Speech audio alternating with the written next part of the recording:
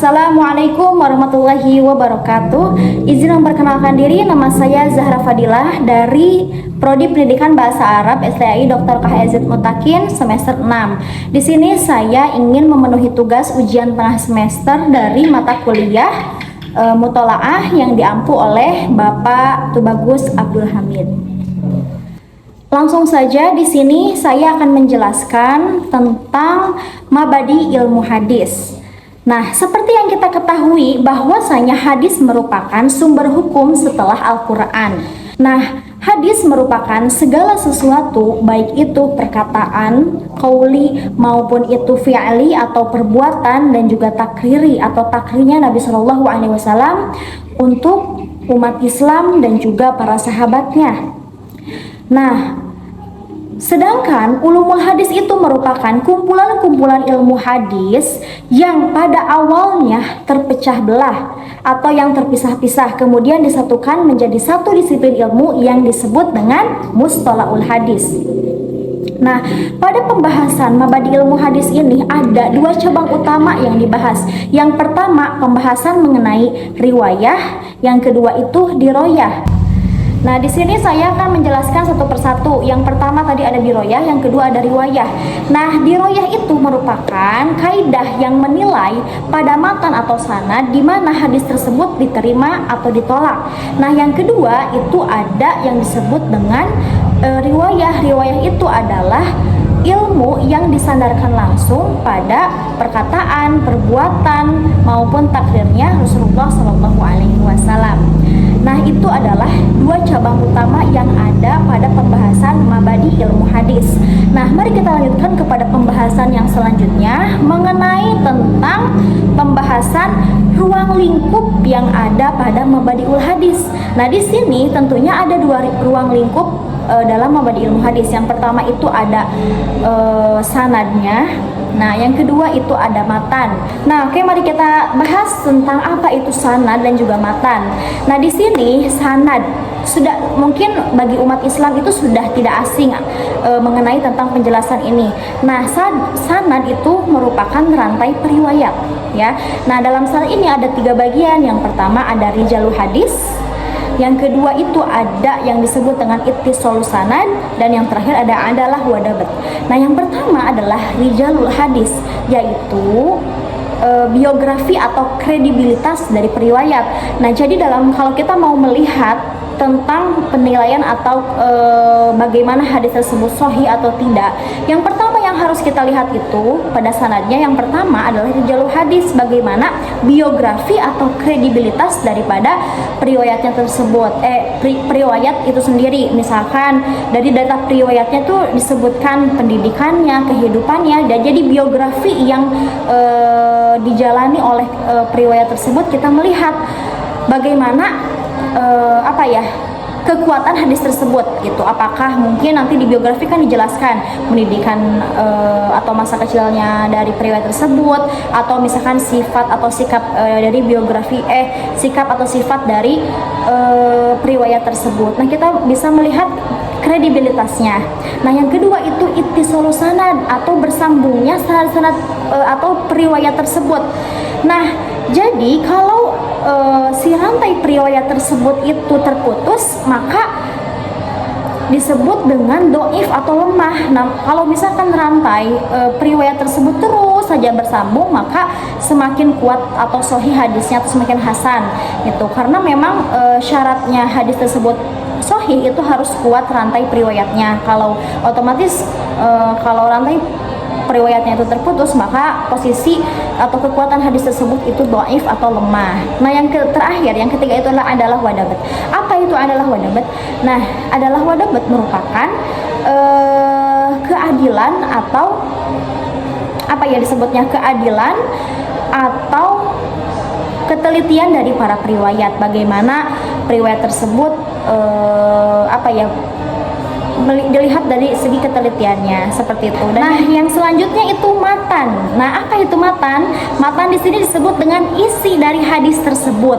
Nah, matan bagaimana sih mengetahui atau harus seperti apa matan hadis yang benar-benar dilihat dari segi persyaratannya? Yang pertama ya tentunya matan itu tidak boleh terhindar dari yang namanya bertentangan dengan Al-Quran. Nah, yang kedua, matan tidak boleh juga bertentangan dengan hadis sahih lain. Yang ketiga, matan tidak boleh bertentangan dengan akal sehatnya manusia dan juga fakta sejarah.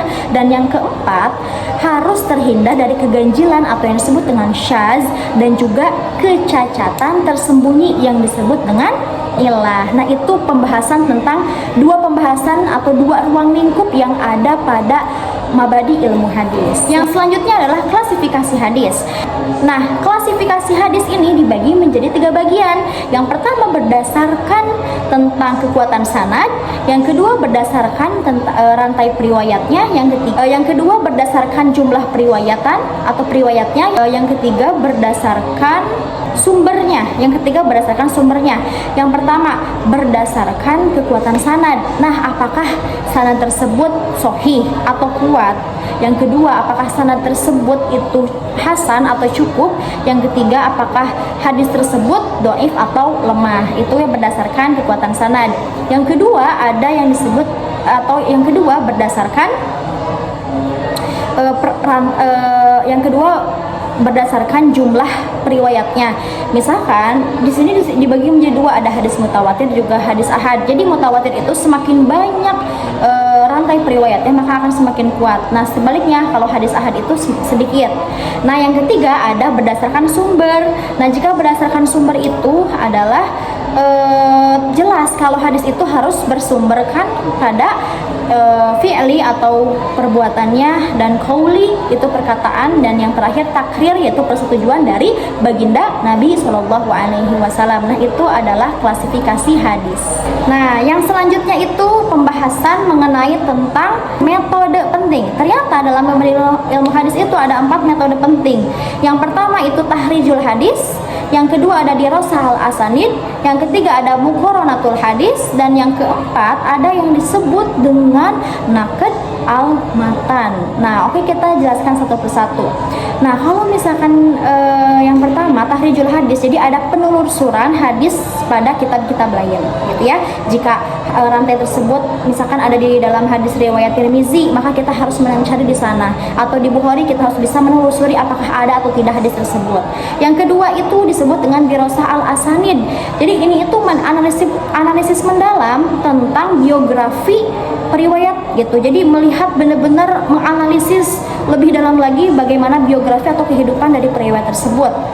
Nah, yang ketiga itu ada yang disebut dengan muqaranatul hadis. Nah, ini berarti membandingkan 2 hadis yang temanya sama gitu. Yang terakhir itu ada yang disebut tentang naqd al-matan, di mana kritik isi hadis apakah bertentangan atau tidak dengan sumbernya gitu. Apakah dia, kan sumber utama umat Islam itu adalah Al-Quran. Takutnya memang ada beberapa hal yang bertentangan, maka itu kan kita harus bisa mengkritik gitu. Selanjutnya itu apa sih tantangan di era modern ini yang berkaitan dengan ilmu hadis? Mungkin kita sudah mengetahui, apalagi di zaman era modern sekarang itu sudah zamannya media sosial. Tentunya orang yang tidak tahu menjadi tahu dengan sekejap. Nah, tantangan itu banyak sekali hadis-hadis yang dia itu posisinya kekuatan sanadnya dhaif, lemah, yang sudah tersebar di sosial media yang tanpa verifikasi gitu. Jadi lolos kan kalau misalkan dia posisinya hadis yang dhaif, lemah, masyarakat awam yang tidak mempelajari ilmu hadis bisa jadi memanfaatkan atau memakai hadis tersebut, padahal kekuatan sanadnya itu adalah lemah atau dhaif. Nah, itu tantangan kita. Berarti yang sudah mempelajari ilmu hadis ini, bagaimana kita kalau mau mencari letak kesohihan hadis tersebut, ya harus ditahrij hadis dulu, atau harus tadi yang sudah dijelaskan bagaimana posisi hadis tersebut tentang analisis mendalam kehidupan atau biografi dari pria tersebut, sampai nanti pada akhirnya kritik apakah dia itu bertentangan atau tidak dengan sumber hukum yang pertama atau Al-Quran. Nah, terus juga yang terakhir, tantangan terbesarnya semakin sedikit ahli hadis yang berkompeten gitu. Jadi mungkin apalagi masyarakat awam yang memang tidak tahu ilmunya, kadang kan langsung mencari dari sosial media, langsung kita melihat misalkan hukum ini, padahal kan belum tentu dia itu posisinya hadisnya tuh doif atau bagaimana gitu. Nah, itulah tantangan-tantangan yang harus kita hadapi di era modern saat ini.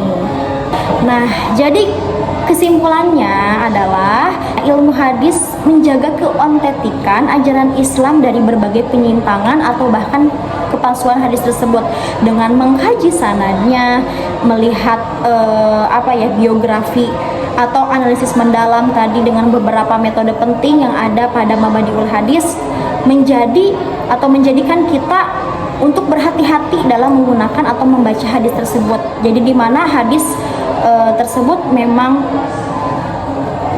bisa masuk di akal kita dan juga tentunya tidak bertentangan dengan ajaran agama Islam atau dengan sumber hukum utama Al-Quran atau tidak. Makanya penting sekali untuk kita bisa mengkaji lebih dalam dari ilmu hadis. Oke, mungkin itu saja yang dapat saya sampaikan pada penjabaran sedikit tentang mabadi ilmu hadis. Mohon maaf apabila ada kesalahan. Yakfi minni syukran ala kulli ihtimam. Billahi fisabilillah. Wassalamualaikum warahmatullahi wabarakatuh.